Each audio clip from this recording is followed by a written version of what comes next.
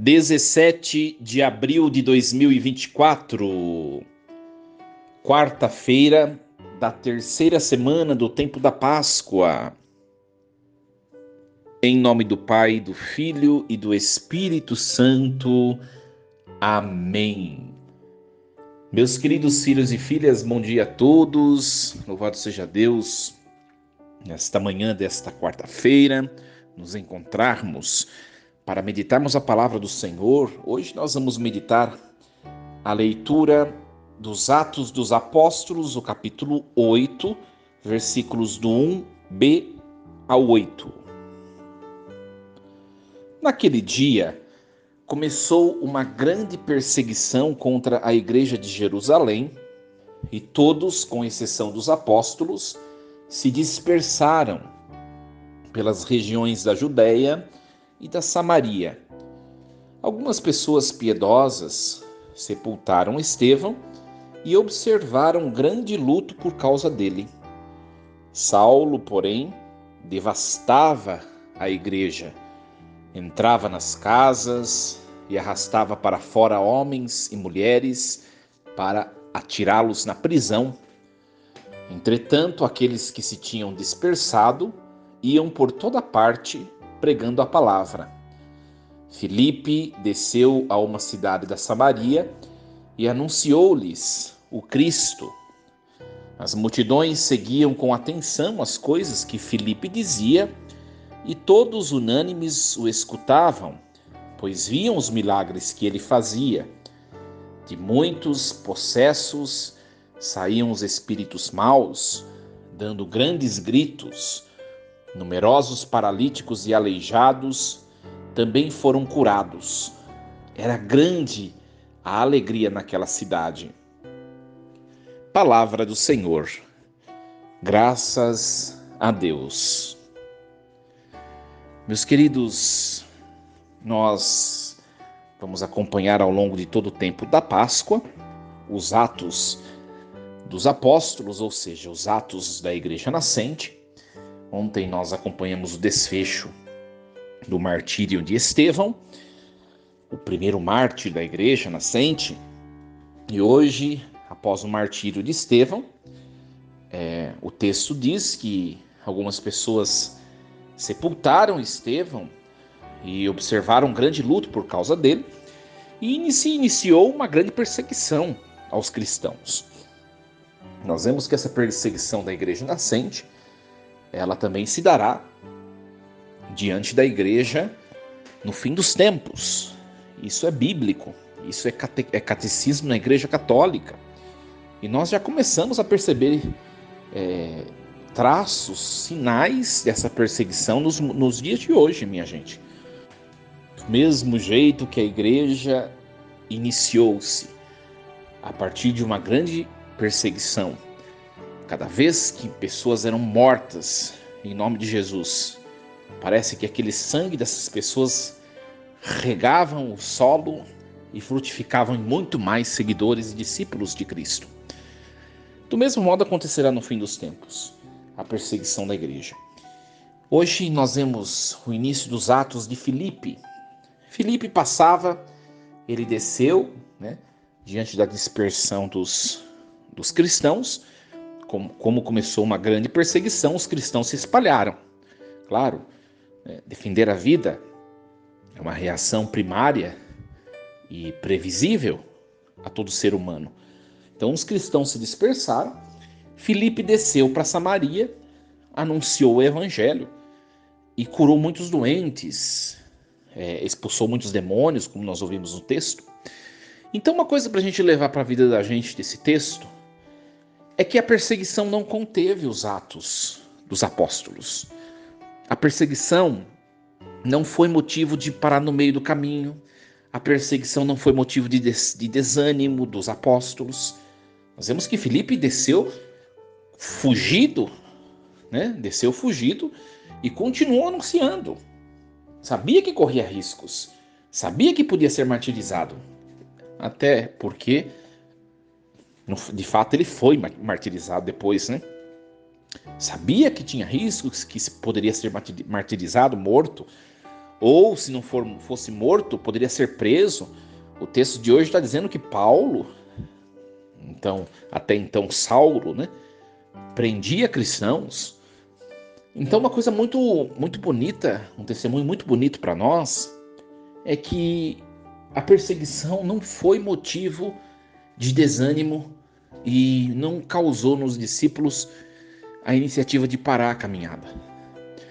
Às vezes, minha gente, na nossa vida, quantas vezes situações difíceis nos levam a pensar em parar. Parar o quê? Em fugir da nossa missão. Quantas dificuldades nos surgem que a gente tem vontade de largar a mão da nossa vida conjugal? Quantas dificuldades e propostas e seduções do mundo nos surgem que a gente tem que, muitas vezes pensa em largar a mão da nossa vocação? Quantas situações nos surgem que a gente pensa em desistir de rezar, por uma pessoa pela qual a gente tem rezado há tantos anos e ela não muda? Quantas coisas nos têm feito desistir? E o testemunho de Filipe é um testemunho de bravura, de insistência, de persistência em Jesus Cristo. E é bem verdade, minha gente. Quem é de Jesus, aliás, o que é de Jesus, não pode parar no meio do caminho. Não pode desistir. Tem que ir até o fim. Tem que lutar até o fim. Né? Tudo sob o discernimento do Espírito Santo. Se é de Jesus, se vem de Jesus, se é para Jesus, não pode parar no meio do caminho, na metade. Né? Olha que testemunho bonito. E uma outra coisa que nos leva a refletir esse texto, e nós vamos refletir a partir desse texto também, é o excesso de curas que os apóstolos realizavam em nome de Jesus de Nazaré. Né?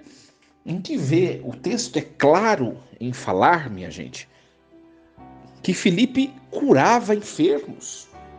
Né? Olha o versículo 6 em diante. As multidões começavam a seguir com atenção as coisas que Filipe dizia, escutavam, pois viam os milagres que ele fazia. De muitos possessos saíam espíritos maus, dando grandes gritos. Paralíticos, aleijados também foram curados. E a gente fica pensando, mas padre, por que nesse momento bíblico acontecia tanta coisa prodigiosa e nos dias de hoje a gente não vê isso acontecer? Na verdade, minha gente, a gente não vê porque os nossos olhos estão preocupados com outras coisas. Em todo tempo Deus tem feito prodígios, milagres, portentos. Em todo tempo Deus tem deixado sinais da sua presença. O problema é que a gente não percebe. A gente não percebe, né? Eu disse para uma pessoa, um casal que vem aqui na igreja, e o marido da mulher que vem aqui na igreja, aliás, o casal, né? O homem, ele estava de moto, numa velocidade muito alta, e uma bicicleta cruzou a moto dele.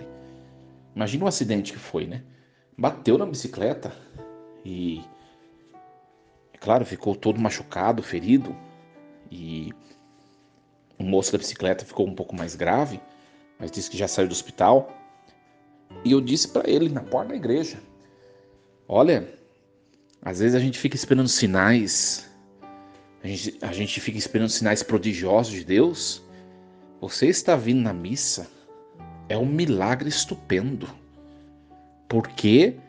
Porque era para você estar morto. Olha a gravidade do acidente pelo qual você foi acometido. E a pessoa fala: é verdade, padre, né? Então, às vezes a gente não percebe os sinais de Deus na nossa vida. Quantas coisas, em quantas situações Deus tem nos segurado, nos levantado, nos tomado nas mãos. Algumas situações a gente percebe, em outras Deus dá sinais, a gente não sabe de maneira conclusiva o que poderia ter acontecido ou não, mas a gente sabe que tem a mão de Deus ali. E às vezes a gente não percebe que Deus tem feito tanto em nosso favor, a gente fica esperando milagres prodigiosos, curas públicas e tantas outras coisas.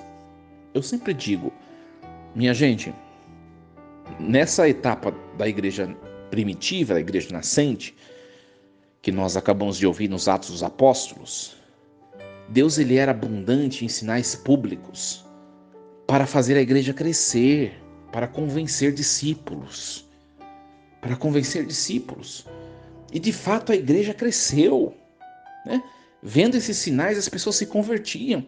A igreja cresceu, né? Depois nós vamos ver que a igreja vai crescendo tanto e ela vai dominando todo o território da Palestina, todo o território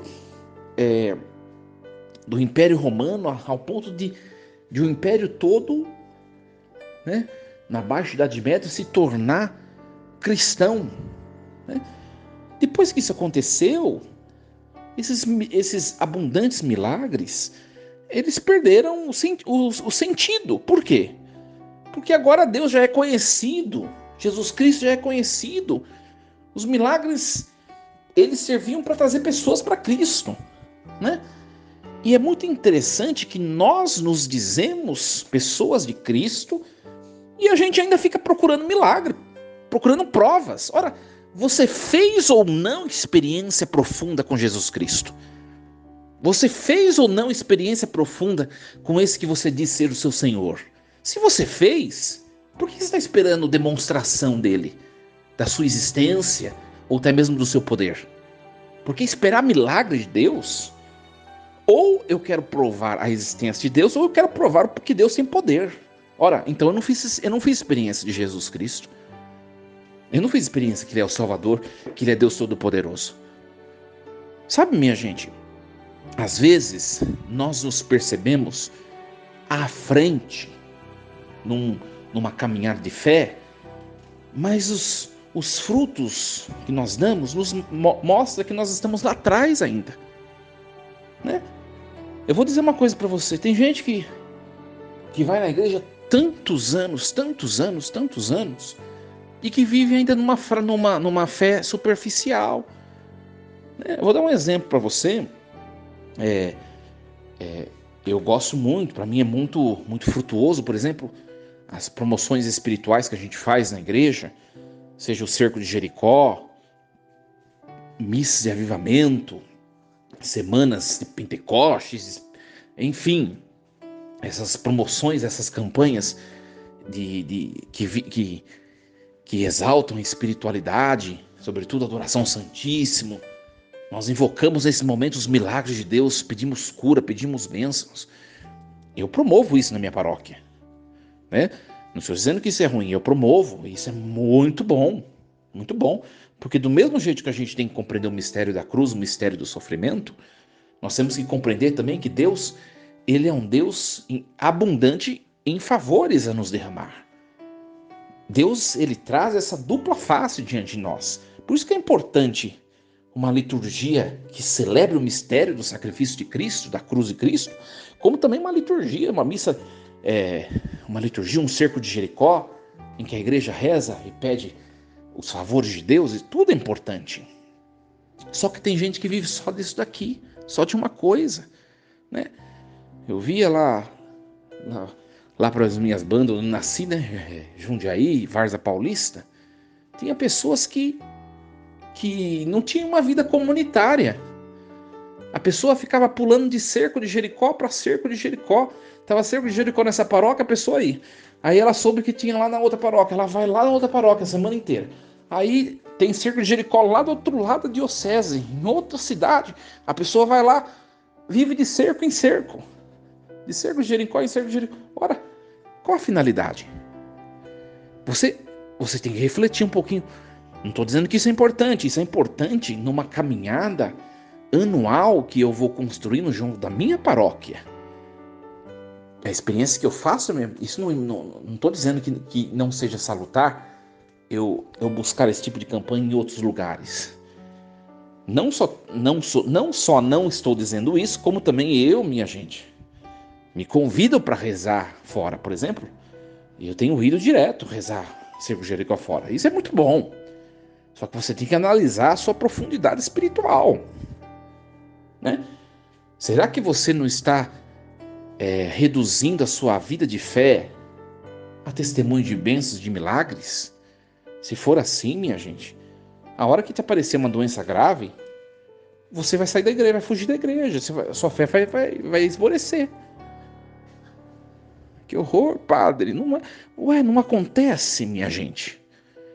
Na hora que acontecer alguma fatalidade, uma cruz na sua vida, você vai perder a fé, porque você está sustentando sua fé em cima desse tipo de coisa somente. Cuidado. Cuidado, cuidado, cuidado. Né? Mas, padre, então por que Deus fazia tantos milagres por meio de Filipe? Por que era necessário que aquele povo percebesse quem era Jesus de Nazaré, Deus e Senhor da história? Deus de milagres, Deus de curas, Deus de poder.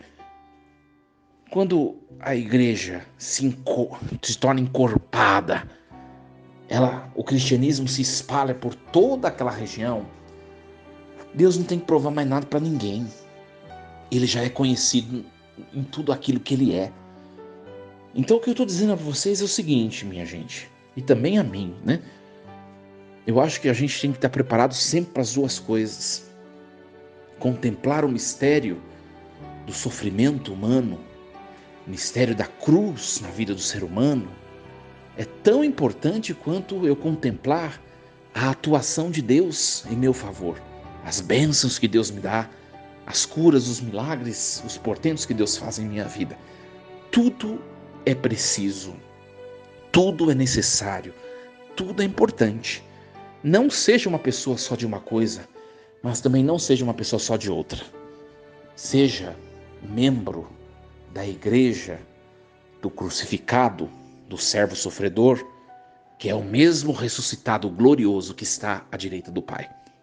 Que Deus nos ajude a compreender esse mistério, meus queridos, e que diante das situações e perseguições, ou até mesmo de sofrimentos diversos da nossa vida, que nós encontremos o nosso acalento, o nosso refúgio, o nosso sustento, a nossa fortaleza em Jesus Cristo.